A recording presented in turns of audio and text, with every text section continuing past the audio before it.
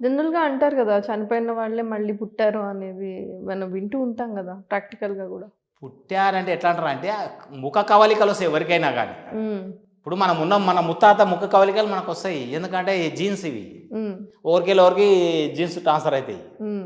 అట్లా ఆయనలాగా ఉంటాడు, సేమ్ వానిలాగానే ఉండు, అతనిలాగానే ఉండు, ప్రవర్తన అట్లే ఉందట. అంటే జీన్స్ ప్రభావంతోటి అట్లా ప్రవర్తిస్తాం మనం. అంతే. సో, ఆత్మ అయితే కాదు. కాదు, నెగెటివ్ ఎనర్జీ అటాక్ అయితే ప్రవర్తన అట్లే ఉంటది మళ్ళా. ఓహో!